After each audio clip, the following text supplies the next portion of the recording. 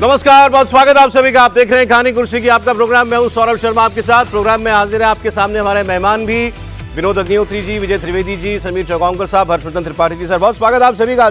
आज फिर एक बार बड़ी खबरों का दिन है और सबसे बड़ी खबर की सबसे पहले बात कर लेते हैं। नरेंद्र मोदी सरकार आज लोकसभा में 4 बिल पेश करने जा रही है। केंद्रीय गृह मंत्री अमित शाह लोकसभा में ये बिल पेश करेंगे, जिसमें 130वां संविधान संशोधन bill 2025, government of union territory संशोधन बिल 2025, जम्मू कश्मीर पुनर्गठन संशोधन बिल 2025, ये 3 बिल हैं इसके अंदर।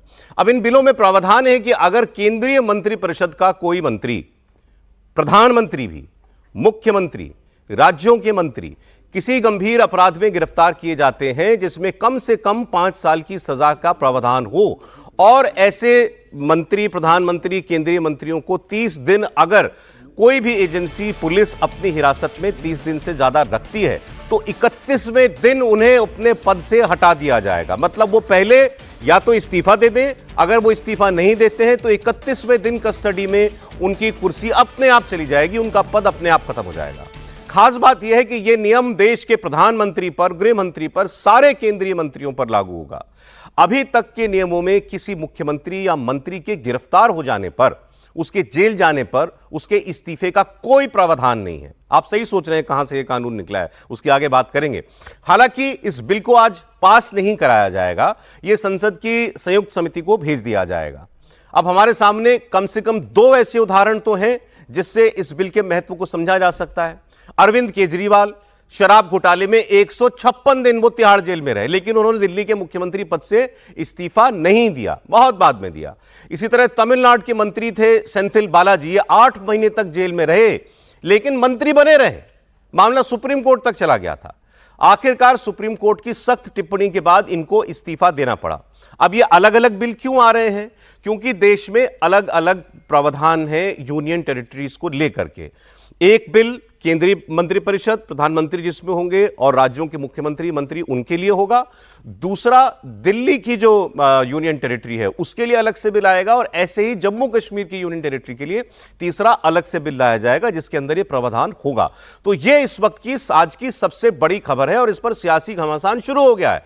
विपक्ष कह रहा है कि इस सरकार ने चुनी हुई सरकारों को परेशान करने और बर्खास्त करने के नए तरीके, नए हथकंडे ईजाद कर लिए हैं। करेंगे क्या? ये एजेंसी को लगा देंगे पीछे, जहां पर बीजेपी की सरकार नहीं है वहां किसी चार्ज में मुख्यमंत्री को गिरफ्तार करो, 30 दिन उनको कस्टडी में रखो, 31वें दिन उसका इस्तीफा अपने आप हो जाएगा। अगर यह कानून बन जाए, अगर यह बिल पास हो जाए तो मोदी सरकार के इस नए बिल पर जो प्रतिक्रियाएं आई हैं वो भी एक एक करके सुन लेते हैं और फिर उसके बाद हम अपना डिस्कशन शुरू करेंगे। सबसे पहले प्रियंका गांधी का रिएक्शन लिया गया।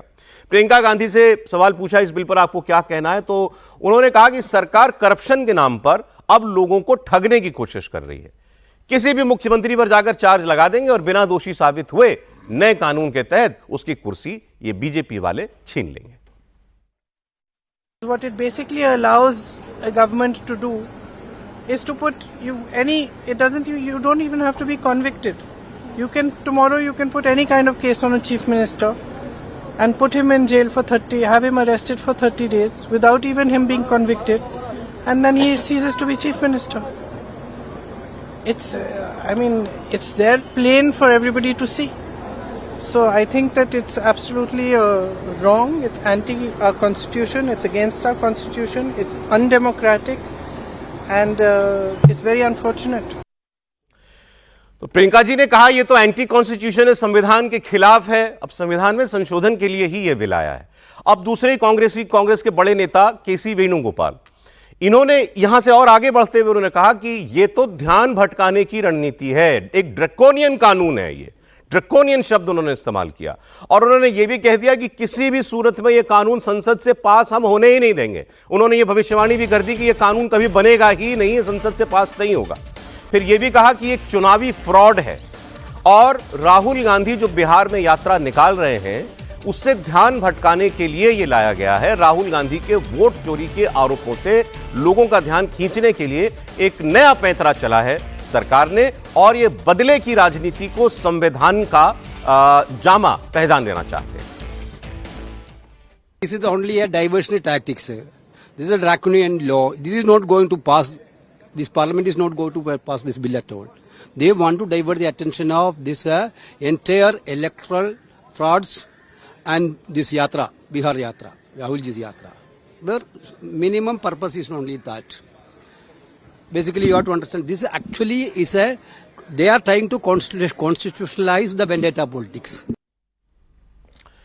दो प्रतिक्रिया मेरे पास और है। समाजवादी पार्टी की तरफ से रामगोपाल यादव क्या बोले, असदुद्दीन ओवैसी क्या बोले, मैं भी आपको उनकी बात सुनवाता हूं, लेकिन पहले एक हम यहां भी अपनी चर्चा जो है वो शुरू कर दें। सर, ये कानून, इसकी जरूरत क्या देश को है जो सरकार लाने जा रही है, और विपक्ष ने जो आरोप लगाए, जो आशंकाएं जाहिर की, क्या वो वाजिब है? देखिए, जो हमारा संविधान बना था तो संविधान सभा में जो बहसें हुई और जो हमारे बड़े पुरखे थे उनको ये उम्मीद थी कि प्रोप्राइटी, जो पॉलिटिकल राजनीति में जो सामाजिक नैतिकता होती है जी, उसका ध्यान नेता लोग रखेंगे, और कभी कोई उन पर उंगली भी उठेगी तो वो अपना पद छोड़ेंगे, और खास करके जांच पूरी होने तक पद पे नहीं रहेंगे। ये इसीलिए एक एक्सीडेंट हुआ तो लाल बहादुर शास्त्री ने इस्तीफा दे दिया, जबकि उनको कोई जिम्मेदारी नहीं थी। अब और लेकिन अभी हेमंत सोरेन ने दिया इस्तीफा। हाँ, लालू यादव ने दिया, लालू यादव ने दिया था, जयललिता ने दिया था, लेकिन अरविंद केजरीवाल जी ने एक इतिहास रचा। उन्होंने जेल से ही, पहले उनके मंत्री सत्येंद्र जैन जी जेल में रहे और काफ़ी दिनों तक मंत्री रहे, फिर अरविंद जी जब गिरफ्तार हुए तो उन्होंने भी जेल से ही मुख्यमंत्री रहे। उसका मामला कोर्ट तक गया, लेकिन कोर्ट ने कहा, हाई कोर्ट और सुप्रीम कोर्ट ने, कि भाई इस तरह कोई कानून ही नहीं है कि इस्तीफा देना पड़े मंत्री या मुख्यमंत्री को, अगर वो अंडर ट्रायल उसमें अरेस्ट है, जब तक दोष साबित ना हो जाए तो हम कुछ नहीं कर सकते।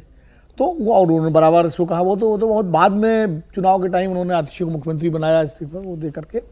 तो इसके बाद ये बहस उठी कि भाई इसका कुछ रास्ता होना चाहिए ना कहीं तो इसका एक वो होना चाहिए नैतिकता, और मुझे लगता है उसी से ये बात उठी और उसके बाद ये बिल लाया गया, जिसके दायरे में प्रधानमंत्री भी हैं, जिसके दायरे में राज्यों के मंत्री हैं, सारे मंत्री हैं, मुख्यमंत्री हैं, तो रखा गया। अब दुरुपयोग की जहाँ तक बात है, ठीक है, दुरुपयोग की आशंका भी गलत नहीं है, दुरुपयोग तो कानूनों का होता ही है। अब दहेज कानून का भी दुरुपयोग हो रहा है, दलित एक्ट का भी दुरुपयोग होता है, अभी पॉस्को का भी दुरुपयोग होने के, तो कानूनों का दुरुपयोग होता है, लेकिन कुछ सेफगार्ड्स मुझे लगता है कमेटी को भेजा गया है। देखिए, कानून तो इस तरह का होना चाहिए, इसमें कोई आप सपोर्ट करते हैं इसको, लेकिन एकदम ड्रैकोनियन नहीं होना चाहिए, उसमें कोई ना कोई सेफगार्ड्स कुछ ऐसे होने चाहिए जिससे ये हो कि कोई उसका दुरुपयोग, वो जेपीसी को शायद इसलिए गए कि उसका दुरुपयोग जितना न्यूनतम किया जा सके। ना हो तो बहुत अच्छा है, लेकिन अगर कोई सरकार अपने विपक्षी के खिलाफ करना भी चाहे तो उसमें बहुत न्यूनतम स्थिति होगी जिसमें कर पाए या ना कर पाए, ये जरूर होना चाहिए। सेफगार्ड तो मिलना चाहिए, लेकिन एकदम कानून ना भी हो, क्योंकि अब तो नेताओं में वो प्रोप्राइटी के लिए कोई लिहाज शर्म बचा ही नहीं। ठीक है, अब सर प्रतिक्रियाएं और मैं अभी वो सुनाऊंगा, उससे पहले एक संजय हेगड़े जी, एक जाने माने वकील हैं, शायद वकालत छोड़ दी इन्होंने, रिटायर हो गए शायद, हाँ, लेकिन इन्होंने लिखा, these bills will facilitate a 30-day window for attempting regime change.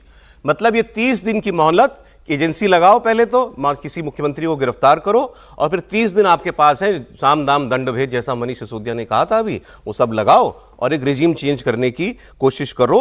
और इससे पुलिस वाले, जज, पॉलिटिकल लोग जो हैं, वो सब लोग जो हैं इसका इस्तेमाल करेंगे, और वकील बड़े अमीर हो जाएंगे इस सब सिलसिले के अंदर। एक टैक्टिकल अरेस्ट बहुत बड़ा राजनीतिक लाभ दे सकती है इन कानूनों की आड़ में। नहीं, पहला तो ये कि मुझे लगता है, अगर मैं ठीक याद कर रहा हूँ, विजय जी, विनोद जी और समीर जी भी याद दिलाएंगे कि संजय हेगड़े जी वो लोकपाल वाले एक्टिविस्ट हैं जी। अच्छा, ये साहब कह रहे थे कि देश का प्रधानमंत्री किसी के दायरे में आएगा कि नहीं आएगा, या प्रधानमंत्री भ्रष्टाचार करता रहे, अपराध करता रहे, कुछ भी हो जाए, वो सबसे ऊपर है, देवता है क्या, वो कानून के दायरे में रहेगा ना। आप कल्पना कीजिए कि इस देश के प्रधानमंत्री के ऊपर गंभीर से गंभीर भ्रष्टाचार का आरोप लग जाए, उसको कोई छू नहीं सकता। उसे छू तो राहुल जी को भी नहीं सकता है, लेकिन प्रधानमंत्री को नहीं छू सकता है। और प्रधानमंत्री कह रहा है कि हम ऐसा कानून लाएंगे जिसमें प्रधानमंत्री को भी अगर 30 दिन की जेल हो गई तो छूट जाएगा, पद नहीं रहेगा। तो अब कोई कह रहा है कि वो पीएम है तो भला उनके खिलाफ कैसे आएगा। अब पता नहीं वो देश के डेमोक्रेटिक स्ट्रक्चर को जानते हैं या नहीं जानते हैं। अरे भाई, सरकार थोड़ी ना किसी को पकड़ लेगी या कर देगी।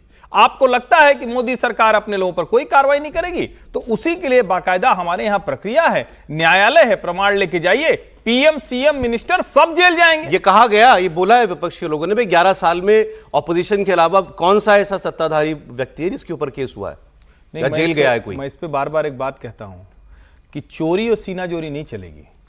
ये कहो ना कि हमने बेईमानी नहीं की थी, इनकी हिम्मत नहीं होती कि ये कहें कि हम बेईमान नहीं, वो कहते हैं हम बेईमान हैं, लेकिन हमको बेईमान को पकड़ ले रहे हो, अपना वाला बेईमान बचा ले रहे हो, ऐसा ही कुछ कह रहे हैं ना। तो देश के लोगों को ये समझ में आता है। और विनोद जी ने आज बहुत बड़ी बात कही है। भारत में बहुत सी चीजें, जब हम 1947 में आजाद हुए, फिर लगभग 2 साल शायद संविधान सभा सब करते कराते बनते बनाते जो हुआ, तो वो 2 साल लग गए थे बनने में, कितने, शायद इतने ही दिन ना। उतनी बहस के बाद भी ढेर सारे मुद्दे हमने छोड़ दिए। क्या सोच के? हमको लगा कि हमारे बाद आने वाले, हमको मतलब हमारे संविधान निर्माताओं को, कि हमारे बाद आने वाली पीढ़ी हमसे जिम्मेदार, हमसे जवाबदेह, हमसे नैतिक होंगी। जिम्मेदारी, जवाबदेही और नैतिकता तीनों जो है वो खत्म हो गई। और अभी विजय जी बड़े गुस्से में बोल रहे थे, एक तो लाल बहादुर शास्त्री जी का नाम बार बार ले लेते हैं, वो त्याग पत्र दे के सब नेताओं के लिए मुसीबत कर गए हैं, नैतिकता का पहाड़ एक खड़ा कर गए। अब इतना ऊंचा पहाड़ है, आज का नेता तो कहता है कि हम त्याग पत्र देंगे ही नहीं, चाहे जो करा लो। लेकिन जरा सोचिए, जेल जाने के बाद भी आप मंत्री रहेंगे। जब आप ओथ लेते हैं, शपथ लेते हैं, तो आप किस चीज की शपथ लेते हैं? आप कहते हैं कि मैं किसी से बताऊंगा नहीं, किसी से करूंगा नहीं। क्यों? क्योंकि आपको ऑफिस एक आपको जो कॉन्स्टिट्यूशनल ऑफिस है वो मिला है, उसकी ड्यूटी करनी है। तो बेईमानी तो आपके मन में थी ना। और मैं फिर कह रहा हूं, ये देश के लिए ऐतिहासिक कानून बनने जा रहा है, बिल्कुल सबको इसके दायरे में आना चाहिए। लोकपाल जो नहीं हो सका, लोकपाल जो नहीं कर सका, उसके आगे ये केजरीवाल जी की देन है। नहीं, मैं ये नहीं कहूंगा। ये देखिए, महसूस तो तभी हुआ ना, उसी होता वजह से क्या है हुआ। ना कि एक उदाहरण बड़ा आ जाता है। उन्होंने कहा हम जेल से सरकार चलाएंगे, लेकिन मेरा ये मानना है कि लंबे समय से चल रहा था। आपने दोनों उदाहरण दिए सेंथिल बालाजी, वो तो सुप्रीम कोर्ट ने कहा, हाई कोर्ट ने भी कहा, मद्रास हाई कोर्ट ने, फिर सुप्रीम कोर्ट ने भी कहा। और ये भी आपको बता दें साथ साथ, इस कानून में ये भी आगे कहा गया है कि आप जैसे ही वो व्यक्ति रिहा हो जाएगा हिरासत से, तो उसके बाद वो अपने पद पर दोबारा जा सकता है, उस पर कोई रोक नहीं है। मतलब अरविंद केजरीवाल अगर इस्तीफा, ये कानून होता, अरविंद केजरीवाल की कुर्सी चली जाती, 30 दिन उनको जेल में रहना पड़ा, फिर अब जब वो 157वें दिन बाहर आए जैसे, तो वो आकर के दोबारा शपथ ले सकते हैं, उससे नहीं रोकता है कानून। अगर जमानत पर आए या कैसे भी, या मुकदमे में रिहा हो सर कैसे भी, जमानत पर भी, अगर आप हिरासत में नहीं है, छूट गए, बेल मिल गई है, तो आप दोबारा पद पर जा सकते हैं। जेल से रहकर हमने चला सकते, आप जेल में रह करके मंत्री, मुख्यमंत्री, प्रधानमंत्री, ये वही सेफगार्ड है जिसकी बात विनोद जी कर रहे हैं। हाँ, ये सेफगार्ड है ना। आपने अगर किसी को मतलब वेंडेटा पॉलिटिक्स के तहत फंसा दिया और वो बाहर आ गया, अब उसके पीछे जन समर्थन है, तो अंत में तो हम लोकतंत्र में जनता को मानते हैं। सर 2 रिएक्शन और दिखा रहा हूं आपको। समाजवादी पार्टी के सीनियर लीडर रामगोपाल यादव ने आरोप लगाया कि यह बिल गैर बीजेपी शासित राज्यों में सरकार गिराने के मकसद से लाया गया है। अब झूठे केस तैयार किए जाएंगे, सरकारें गिराई जाएंगी। गवर्नमेंट में चार्ज न भी हो तब भी सीरियस चार्ज किसी के खिलाफ लगाया जा सकता है और लगाया जा रहा है। झूठे सीरियस चार्जेस में लोगों को बंद किया जा रहा है। अब जिन राज्यों में बीजेपी के मुख्यमंत्री नहीं हैं, मंत्री नहीं हैं, उनको हटाने के लिए एक दूसरा तरीका ये गवर्नमेंट ला रही है। मतलब डेमोक्रेटिक नॉर्म्स नाम की कोई चीज़ बची नहीं है, और ये अभी बिल लाने वाले समझ नहीं रहे हैं। जिस दिन जाएंगे दोबारा कभी लौट के नहीं आएंगे। इनके इन कर्मों का इनके लोग भी खुद विरोध करने लगे हैं, और संसद से तो अभी आप जानते हो किस तरह से लोग जो है मुंह नहीं खोल सकते, तो जो लाएंगे सो पास हो जाए। अच्छा, उल्टी बात इन्होंने कही। केसी वेणुगोपाल कह रहे थे ये बिल पास किसी सूरत में नहीं होगा। रामगोपाल यादव कह रहे हैं कि इन्होंने तो ऐसा डरा के रखा है, कोई मुंह ही नहीं खोलता तो पास करा लेंगे। देखिए, जब संविधान सभा बैठी थी, 300 लोगों की पहली बार जब बैठी थी, और संविधान को बनाने में जब 2 साल 11 महीने और 7 दिन का समय लगा, तो जब अंबेडकर जी ने जब स्पीच दी थी इसके संविधान सभा के बनने के बाद, तो उन्होंने कहा था कि इस पे हमने लगभग सब चीज़ों को लिया है, और हम उम्मीद करते हैं कि देश के वर्तमान नेता और भविष्य के जो नेता रहेंगे, फिर वो कार्यपालिका के हो, न्यायपालिका के हो, वो एक नैतिकता के आधार पर देश को चलाएंगे। नैतिकता सबसे बड़ी होती है। अगर जो नैतिकता का पालन नहीं करेगा, उसके लिए संविधान किसी काम का नहीं रहेगा, और जो व्यक्ति नैतिक रहेगा उसके लिए संविधान में सब विकल्प दिए गए हैं। अरविंद केजरीवाल, अंबेडकर साहब को पता नहीं था कि भविष्य में अरविंद केजरीवाल जैसे नेता भी देश में आएंगे, जो मुख्यमंत्री बनेंगे और भ्रष्टाचार के आरोप में गिरफ्तार होंगे। तो बेशर्मी से वो इस्तीफा नहीं देंगे, क्योंकि उन्हें पता था कि संविधान उन्हें यह करने की अनुमति देता है और ऐसा कोई कानून बना नहीं है कि अरविंद केजरीवाल से इस्तीफा लिया जाए। इसलिए हाईकोर्ट ने और इसलिए सुप्रीम कोर्ट ने अपनी असमर्थता जताई और उसका पूरा लाभ बेशर्मी से अरविंद केजरीवाल ने मुख्यमंत्री बनकर रहने में लिया। लेकिन जब ये अरविंद केजरीवाल जैसे नेता आए तो देश को लगा कि देश की जनता की भाई ऐसा कानून होना चाहिए, और सरकार को भी लगा कि भाई अरविंद केजरीवाल नेता फिर भविष्य में ना आ जाए कोई दूसरा, क्योंकि अरविंद केजरीवाल तो अभी राष्ट्रीय पार्टी है, फिर भविष्य में मंत्री बन सकते हैं। पंजाब में उनकी सरकार है, किसी अन्य राज्य में कोई इस तरह का नेता अगर इस कानून का दुरुपयोग करे कि भाई मुख्यमंत्री को तो गिरफ्तार करने का कोई इस्तीफा देने का कोई कारण नहीं है कि वो इस्तीफा दे, तो मुझे लग रहा है कि अब सरकार को लगा कि इस तरीके से भ्रष्टाचारी लोग जो भ्रष्टाचार करते हैं जांच एजेंसी के माध्यम से गिरफ्तार होते हैं और फिर बेशर्मी से मुख्यमंत्री बने रहते हैं, ऐसे लोग नहीं जिनका भी पहले गिरफ्तारी हुई है। हेमंत सोरेन गिरफ्तार हुए, उन्हें तुरंत राजभवन जाकर इस्तीफा दिया, बड़ी जेल से बेल पर आए और फिर वो मुख्यमंत्री बन गए। तमाम इसके पहले भी रहे, जयललिता का उदाहरण रहा, तमाम बहुत नेता ने भले ही राबड़ी देवी को सक्सेसर बना दिया लेकिन इस्तीफा दिया, तो ऐसे उदाहरण रहे। तो मुझे लग रहा है कि ये कानून बहुत जरूरी था। ठीक है, आप इसमें प्रधानमंत्री भी शामिल, अब ऐसा नहीं कि इसके खाली मुख्यमंत्री के लिए किया गया। तो लेकिन बात तो सही है, कोई सरकार अपने प्रधानमंत्री पे केस चलाती है क्या? किस दरोगा की हिम्मत होगी? मतलब कोई एजेंसी भाई आपके खिलाफ सबूत आएगा कोई, तो देश में वो एजेंसी तो आज भी नहीं है ना जो उस पद पर केस चला सके, जांच भाई इसी इंदिरा गांधी को सजा हुई थी ना हाईकोर्ट और सुप्रीम कोर्ट से, वो तो प्रधानमंत्री थी। अच्छा, लोकपाल की बात चलिए करेक्शन में कर देता हूं अभी, क्योंकि हर्षवर्धन जी ने कहा, मैंने उदाहरण दिया संजय हेगड़े जी का, वो लोकपाल वाले जस्टिस संतोष हेगड़े थे। अच्छा संतोष, और ये वकील संजय हेगड़े, दोनों अलग अलग हैं, तो एक करेक्शन। अच्छा ठीक है, तो ये कैंपेन में शामिल थे। ठीक है, तो ये करेक्शन हम कर संतोष हेगड़े जी तो वो वाले थे, ये तो दिन रात वही वाले हैं। संतोष याद आ गया, संजय हेगड़े जी भी मतलब वो मतलब जुडिशियल एक्टिविज्म आप कह सकते हैं, वो करते हैं और हर वक्त यही कहते हैं सब पे ऊपर कोई कंट्रोल। इनको सुप्रीम कोर्ट ने भेजा था, शाहीन बाग का जब चल रहा था तो इनको ऑब्जर्वर बना के वहां भेजा था। अरे आप सर ओवैसी साहब को भी सुन ले, फिर मैं आता हूं। मैं असदुद्दीन ओवैसी, उन्होंने कहा कि इस बिल से जांच एजेंसियों को फ्री हैंड मिल जाएगा। इस बिल को जरिया बना करके अब पूरी कैबिनेट पर केस लगा दो, सरकार गिरा दो। ये मेरे ख्याल से ये 1930 का गेस्टापो मूवमेंट हम भारत में देख रहे हैं कि जिस तरह वहां जर्मनी, उस वक्त के जर्मनी में गेस्टापो को बनाकर एक पुलिस स्टेट बना दिया गया। अब चीफ मिनिस्टर अकाउंटेबल नहीं होगा जनता को, बल्कि चीफ मिनिस्टर अकाउंटेबल होगा इन्वेस्टिगेटिंग एजेंसीज को। हमारे देश में एसआई से लेकर इंस्पेक्टर से लेकर एसीपी बोलिए, डीवाईएसपी बोलिए, डीसीपी बोलिए, एडिशनल सीपी, डीजीपी तक कौन बनाता है इनको? रूलिंग पार्टी बनाती है। आईटी के ऑफिसर कौन बनाता है? ईडी के सीबीआई को रूलिंग पार्टी बनाती है। आप बताइए फिर कहां इंडिपेंडेंस रहेगा इन लोगों का? आप कैबिनेट के 6-7 लोगों को केस लगाइए, 30 दिन डालिए अंदर जेल में, गवर्नमेंट गिर गई उनकी। तो ये असल मकसद वो है, ये अनकॉन्स्टिट्यूशनल। अच्छा, उस बिल में ये भी है कि प्राइम मिनिस्टर को कौन अरेस्ट करेगा? प्राइम मिनिस्टर को बताइए। और प्राइम मिनिस्टर, ये उसमें उस बिल में कह रहे हैं, प्राइम मिनिस्टर के बिल में कह रहे हैं कि प्रेसिडेंट करेगा। अरे भाई, संविधान में हमने लिख दिया कि the president will act on the aid and advice of the council of ministers. ये उसका कॉन्ट्रडिक्शन। दूसरा, गवर्नर को आप इख्तियार दे रहे हैं, गवर्नर आप अपॉइंट करते हैं। तो ऑल इन ऑल ये हमारी डेमोक्रेसी के लिए, ड्यू प्रोसेस के लिए, बल्कि भारत को एक पुलिस स्टेट बनाने का काम बीजेपी सरकार करना चाहती है इन तीनों बिलों के जरिए, जिसकी हम पुरजोर इसकी मुखालिफत करेंगे। और ये अनकॉन्स्टिट्यूशनल है, ये बिल्कुल अनकॉन्स्टिट्यूशनल है। आप हर चीज आपके हाथ में, सेंट्रलाइज आप अपने हाथ में कर रहे हैं, माने आप पिक एंड चूज करेंगे। और अब ओवैसी साहब तो कानून के अच्छे बड़े जानकार हैं, बैरिस्टर हैं, उन्होंने भी कहा यह असंवैधानिक है। उन्होंने गेस्टापो से, हिटलर की पुलिस से जोड़ दिया इसको कि अब तो वैसे ही होगा। अब इसमें उपराज्यपाल और राज्यपाल, उपराज्यपाल, राष्ट्रपति कहां से आए? यूटी का चीफ मिनिस्टर होगा या मंत्री होगा, उस पर वो कस्टडी में जाएगा तो उसका इस्तीफा या उसको बर्खास्त करेगा एलजी। राज्य की बात होगी तो राज्यपाल बर्खास्त करेगा। प्रधानमंत्री या केंद्रीय मंत्रिपरिषद की बात होगी तो राष्ट्रपति बर्खास्त करेगा। यहां से आई बात सर। गांधी ने कहा था कि लोकतंत्र में लोकलाज महत्वपूर्ण है। जिसको हम ये प्रोप्राइटी की बात करते हैं वो लोकलाज है कि भाई नैतिकता के आधार पर करना चाहिए। लेकिन हम लोग क्या करते हैं कि सरकार में या संविधान में या राजनीति में जो चीज़ जैसे होती है, मैं हमेशा कहता हूँ कि ग्रे एरियाज को पर ध्यान रखना चाहिए। जैसे ये बिल दिखाया गया है कि भ्रष्टाचार के खिलाफ है, ठीक है, आप यदि आप कहेंगे भ्रष्टाचार के खिलाफ है तो कौन उसको विरोध करेगा। लेकिन क्या ये सिर्फ भ्रष्टाचार के खिलाफ है?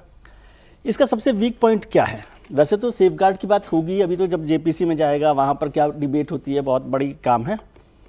पहला वीक पॉइंट क्या है इसका, वीक पॉइंट कह लें या पॉलिटिकल पॉइंट कह लें कि 30 डेज अरेस्ट। 30 डेज अरेस्ट क्या होता है?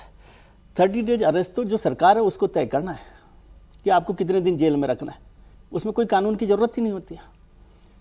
आप कोर्ट में कस्टडी तो अदालत ही देगी। हाँ, तो अदालत में केस को सरकार कैसे प्ली कर रही है एजेंसी, वो तो 30 दिन तो निकाला जा सकता है इस केस के लिए।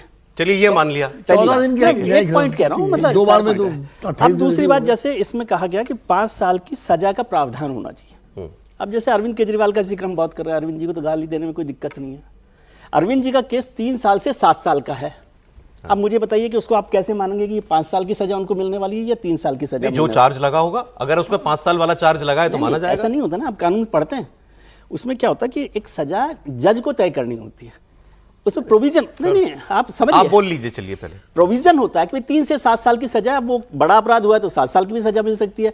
जैसे राहुल जी को हुई, वो सजा 2 साल से कम भी हो सकती थी, वो 2 साल की भी हो गई। मिनिमम और मैक्सिमम होता है। तो जब मिनिमम 3 साल की सजा है तो क्या अरविंद जी पर ये कानून लागू होगा? सर अब वो उस फाइन प्रिंट में होगा, मिनिमम 5 इयर्स है, मैक्सिमम है, उसको वर्ड डाला जाएगा ना। जब ये सारा कानून अभी तक जो हमने पढ़ा मिनिमम 5 साल की सजा का बर्बाद। इसमें इस आशंका से इनकार नहीं किया जा सकता, मैं समझता हूं कि ये पॉलिटिकल मिसयूज के काम में आए।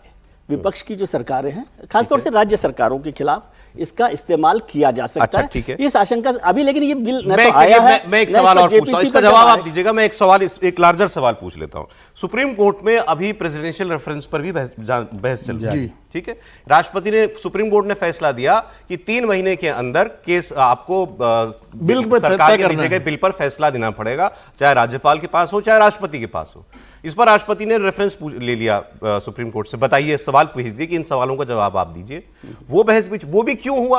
वो भी ग्रे एरिया, एक लेकुना था हमारे संविधान में। वो उस प्रश्न का उत्तर ही नहीं है कि कोई राज्यपाल या राष्ट्रपति कितना दिन ले सकता है अधिकतम एक बिल पर फैसला करने के लिए। ऐसा ये ग्रे एरिया था। क्या इन ग्रे एरियाज को यूं ही छोड़ दिया जाए, जैसे चल रहा है चलते रहे, या इन पर नियम बनाए जाएं? संविधान संशोधन का भी अधिकार दिया है संविधान निर्माताओं ने। बोलिए।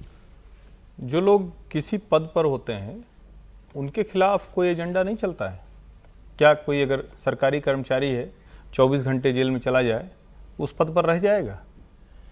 नेताओं को विशेषाधिकार, हम कब तक ये अंग्रेज मानसिकता से चलेंगे?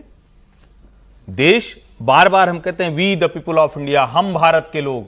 सबसे पहले आदमी है जो अंतिम कतार में खड़ा व्यक्ति है, गांधी जी याद आ जाते हैं, दीनदयाल उपाध्याय का एकात्म मानव दर्शन याद आ जाता है, बाबा साहब अंबेडकर का शोषित वंचित याद आ जाता है। अच्छा, वो तो जेल गया तो खत्म उसका मामला, और नेताजी लोग मौज करते रहेंगे, मंत्री, प्रधानमंत्री, मुख्यमंत्री मौज करते रहेंगे। आप 2 पैमाने कैसे रख सकते हैं? ये रखा गया है तो बेईमानी है ना। ये तो इसका मतलब डेमोक्रेसी के साथ आप कोई ना कोई बेईमानी कर रहे हैं, धोखाधड़ी कर रहे हैं। और लोकतंत्र तो धीरे धीरे मजबूत होना चाहिए ना जी, और हम उसको उल्टा ले जाना चाह रहे हैं। मैं फिर कह रहा हूं, पॉलिटिकल वेंडेटा अगर होगा तो आप बताइए, पॉलिटिकल, रोज तो राहुल गांधी झूठ बोल रहे हैं, आप कुछ कर पा रहे हैं क्या? राहुल गांधी रोज झूठ बोल रहे हैं। ठीक है, कोई सरकारी कर्मचारी नेताओं को छूट क्यों हो? इन्होंने कहा मिसयूज के लिए ओपन है ये बिल, मतलब मिसयूज हो सकता है। मतलब इस आशंका से इनकार नहीं किया जा सकता। और अभी जेपीसी में जाएगा, जब फाइनल बिल होगा, जब आएगा, इस पर मैंने अपने पहले ही टिप्पणी में कहा था कि मिसयूज कानून का हो सकता है। मिसयूज तो बहुत सारे कानूनों का होता है, लेकिन दोनों तरह की बातें हैं। जो नैतिकता और जिस लोकलाज की उम्मीद संविधान निर्माता हमारे देश के भावी पीढ़ी के नेताओं से करते थे, वो आज नहीं मिल रही है। वो एक समस्या है। भाई, हम जब अरविंद केजरीवाल जेल में थे तो हम लोग रोज ये कहते थे कि कैसे जेल से कोई मुख्यमंत्री सरकार चला सकता है। सर ब्रेक का समय हो गया। आपने पहले कह दिया था कि ऐसे बिल की जरूरत है। आप समर्थन में जरूरत है, आप पक्के समर्थन में 100%। ऐसा बिल आए या ना आए, समर्थन नहीं आना चाहिए, बिल आना चाहिए। मैं उसके सेफगार्ड की आशंकाओं पर बात कर रहा हूं। आशंका तो कोई भी कहे, ठीक है। इस सवाल के उत्तर में ये बिल लाया जा रहा है तो इसका समर्थन आप सभी कर रहे हैं। सब ये कि सेफगार्ड होने चाहिए। अब वो जेपीसी में सेफगार्ड्स के लिए भेजा गया।